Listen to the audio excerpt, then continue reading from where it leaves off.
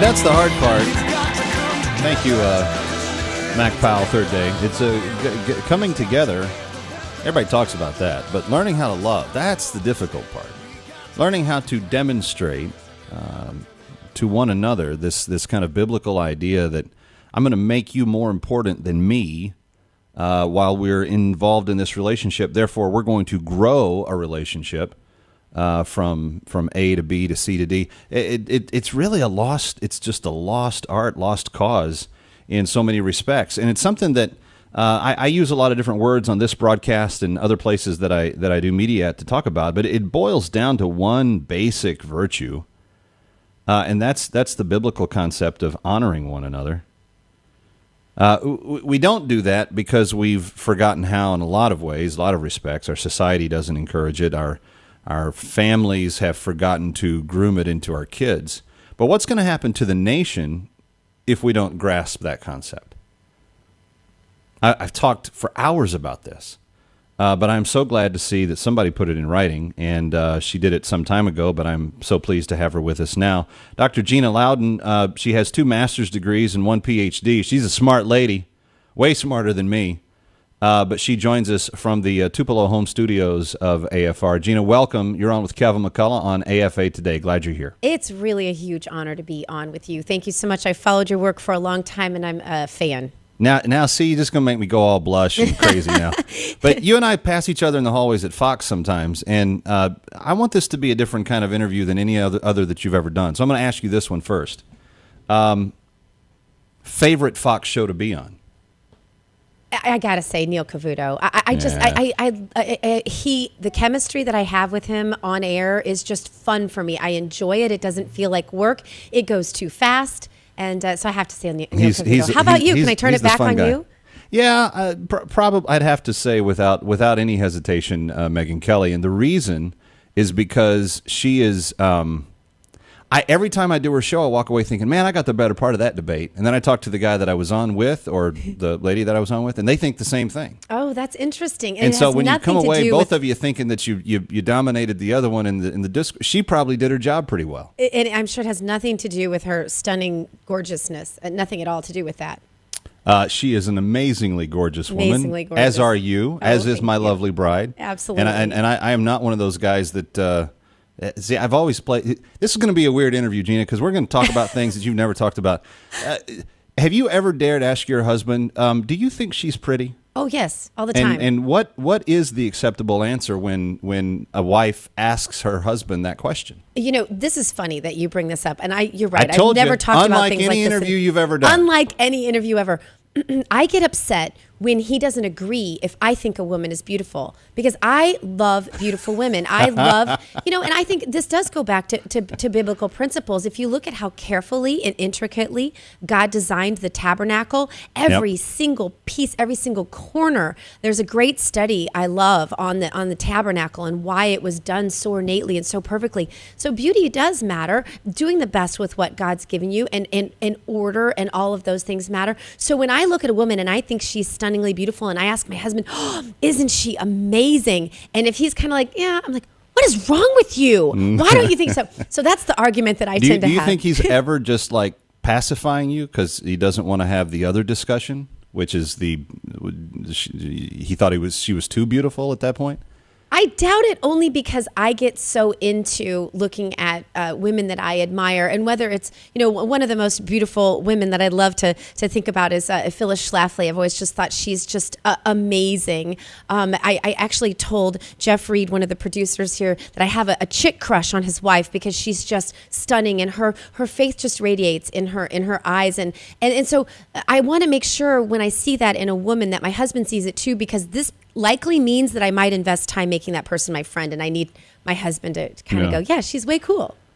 Well, that's good. We're speaking with Dr. Gina Loudon, host of the Dr. Gina Show, but also seen on Fox News, all over the place. She's on all the time, and she's got a great website, drginaloudon.com, I think, is it? Let me make sure I have that right. That's fine, drginaloudon.com. Okay, there we go. And you're a psychologist. You've studied the art of human behavior and why humans do what they do. So now I'm really going to ask you the really tough questions.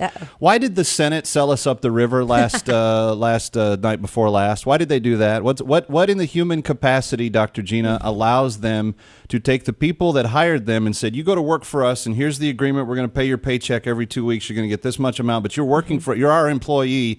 Where did they get the idea in their head that they can just turn around and say to everybody that put them there? Because I tried that once with a boss. It didn't go so well. It didn't go over at all. I want to clarify. I'm not a licensed psychologist. I did study psychology through 2 master's degrees and a PhD.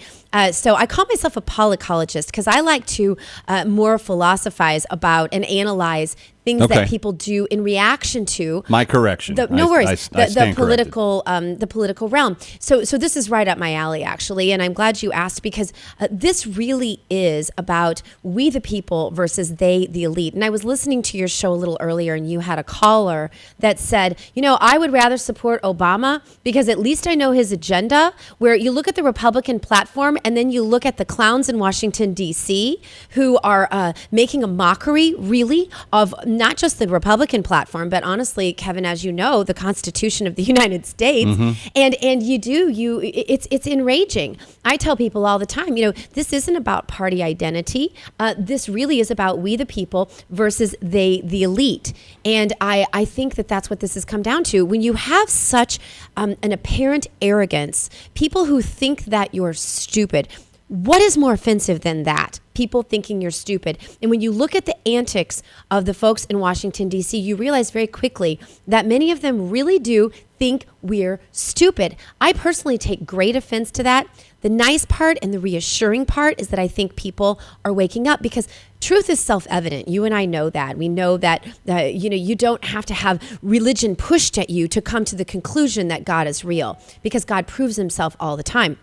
And I think that's a little bit of what's happening. A couple of pieces of common sense here, and you alluded to it a little earlier in your show. We have this whole thing going on with this shutdown and all the rhetoric coming out of the lamestream media, if you will. And you have to ask yourself a couple of just really straight up common sense questions. How is it that just by chance, every national park had a sign ready to go that said this park has been shut down thanks to the Republicans in Washington D.C. This park has been shut down, and you will be grossly inconvenienced in every way we can figure out how to make you grossly inconvenienced. How did they have all those signs ready the day the shutdown happened? How did they have the barricades, if you will, the barricades and the cones right in place at all the places they needed to be the very day this shutdown happened, if it was such a surprise? So I think you start to put together details like that, and people are like, wait a minute, I'm not stupid. I can do basic addition and subtraction and figure this out. Right. So those sorts of things are encouraging to me. In the era of the new media, there's much less time between an event and the time that people understand what happened in it. And I think that one of the things that the administration grossly underestimated, to be very candid, was that these World War II veterans were going to in any way sit down and be quiet. Oh, don't you love that? And I honestly don't understand. Someone that used the internet and new technology to their advantage was the Obama campaign. They certainly outflanked the Republicans on every level in that operation. Yes. But they weren't ready for the response when it became very apparent that Republicans, conservatives, and especially we the people had nothing to do with dishonoring World War II veterans. And this speaks to a larger overarching kind of element of public life in general. And I have not read your book, Gina. Please forgive me for that. Mm-hmm. But I was so captivated by the title that when I had the chance to chat with you today, because I honestly think that honor is not just a throwaway line. It is for most people, but I think for the key for the nation to be successful, it cannot be a throwaway word. Mm-hmm. This has to be a virtue that is rediscovered, first in our personal relationships, then in our experience as communities, local communities, and eventually as we deal with the really big questions that our nation is facing. But what was it about the idea of honor that you felt like, how do you think that the administration dealt with that, given the overt dishonor that most of the nation felt was being shown to the World War II vets? I'm so glad you brought that up, because this really is there's a lot of rhetoric surrounding every piece of news that happens, and the news cycle moves much more quickly, as you pointed out, than it used to. And one of the things I think we believe is this whole "don't impose your morality on me." Mm-hmm. As a wife of my husband was a senator in the state of Missouri for 14 years, and I watched laws pass. I watched laws go into effect. I watched gubernatorial signatures and all of those things, and I realized that absolutely every single law that has ever passed anywhere in any nation in history has been based on someone's morality. Every law is an imposition of morality. The question then becomes, whose morality is that? Mm-hmm. And I would submit to you, for all the rhetoric we hear in the mainstream media about the takeover of a theocratic group, these, I don't know whether it's hard to know whether we're terrorists today or anarchists or a theocratic imposers. But whatever it is we are as constitutional and Christian conservatives, they love to label us, and they love to use their slogans to try and undermine what we're trying to do. But the reality is that every piece of legislation that has ever passed and ever will be passed is going to be based on someone's version of morality. So the question then becomes, whose morality is it going to be? And I don't know about you, but I prefer it based on something that is orderly and something that is honorable. So if you break it down to those very small, very, very easy to understand concepts, it seems logical then that law would be based on those things. But a lot of times it's not, because people confuse, they want to taint the word morality and inject it into the word honor. So what's happened is the word honor has sort of died in our culture. You want an interesting experiment? Take a 15-year-old on the street, man on the street kind of interview, and ask him to define the word honor. Very likely he can't do it. That's because the concept of honor in our culture is lost. And you can see it when our politicians are lying to us, saying things like, oh, if we don't raise the debt ceiling yet again, we're going to have a credit downgrade. Well, all you have to do is have ever had a credit card and a bad credit rating to know that that's not true. Your credit gets better if you what? Pay off your credit card. Correct. Rather than borrowing more money. That does what? That downgrades your credit. So as a country, the concept remains the same.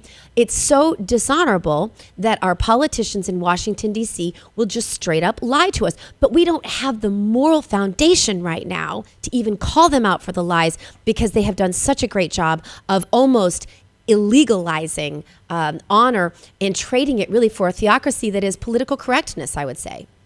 There is a certain degree of religiousness about their adherence to those secular ideas. Mm-hmm. We're speaking with Dr. Gina Loudon. I'm Kevin McCullough, and I say this all the time. I don't have a jersey in the game. I'm not a Democrat or a Republican. I'm thoroughly disgusted with people of both parties. I usually go to both conventions. I watch the antics of what goes on behind the scenes. I have probably voted for more Republicans over the course of my life. That's probably a true statement. But I don't have any allegiance to a party. Mm-hmm. I have allegiance to ideas. And the ideas that I hold to be fiercely mine and the core of who I am and what I'm going to impart into my children, particularly my sons, are the ideas that stem from the source of original truth, which I hold to be the text of the Word of God, Scripture. And a lot of people say, now you're really talking about Bible thumping. Yeah, call me one. Yes, proudly. I'm bold enough to say that I don't have all of the answers, but I do believe in the God who does. And so from that perspective, I'm willing to put it all on the line and say I don't have to be beholden to anybody. When we are discussing these types of issues, Gina, we can talk about them from the kind of the macro perspective and kind of the overarching, long-ranging things. But until we really put the building blocks into our own lives, we don't really have any kind of track record to then consistently be able to have that reserve to act on. And one of the things that I have found interesting about Ted Cruz, as I have had a chance to be pretty close to him over the last year, a couple of different places right up in person, but there is such a connection between the idea of manhood that his father birthed in him as a vision as a boy and the consistency of how his father lived his life, that I think one of the reasons that he doesn't get really all that bothered by all the gnats flying around his head constantly is that he just doesn't care. To a certain degree, when you are using honor as a bedrock for your life, it gives you a type of security that is almost unexplainable to those that are watching. That is such a great point. I want to point to something that Samuel Adams said in 1779. A general dissolution of principles and manners will more surely overthrow the liberties of America than the whole force of the common enemy. And it's for exactly the reasons you just very astutely pointed to. And that if we don't instill and really gift, if you will, our children with a foundation of morality and of honor, they don't have any way to know that what they're doing in their life is right, is wrong, is good, is bad. And this is the reason why I think this whole goofy, and excuse me if I resort to my psychology here, but this whole goofy self-esteem movement has taken off. You know, in California, crazy California, where I live, of course, we give children a car if they attend every day of high school. Now, unbelievable, because we used to get those certificates, remember? But this is so dishonorable. They don't even have to pass. They get so we really do have to return to those concepts, and I think Ted Cruz is really setting a bar. You're absolutely right. Hold that thought. Dr. Sure. Gina Loudon, you see her on Fox News. She's the host of the Dr. Gina Show, and she is online at drginaloudon.com. Kevin McCullough, honored to have her with us today. Stay with us. More on the missing virtue of honor in our society when we continue on AFA Today with Kevin McCullough on AFR Talk.